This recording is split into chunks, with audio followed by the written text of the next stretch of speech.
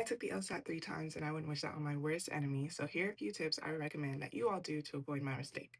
First things first, practice how you play. If you're going to take your exam at home, go into the space where you plan on taking your exam and practice your questions. Do a full practice test. Get used to the environment so come test day, you're not knocked off your game.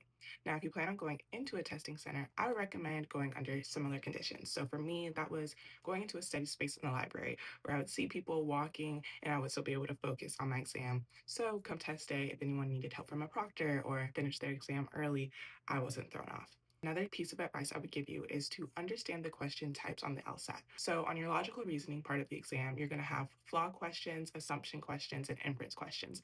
You'll only be able to know the difference between the three based on the language of the question as well as practicing. So, you have to practice, understand where you went wrong, and figure out why so you won't do it again. Now, reading comprehension, people love to say that you can't learn how to comprehend, but I don't think that's necessarily true. You just need to figure out how you like to read and how you retain information. Because the best thing you can do is read the passage one time and then focus on the questions. Now, if you're a slow reader, I would recommend that you read the questions first and then go to the passage so you know what you need to be pulling out and getting from this part of the exam.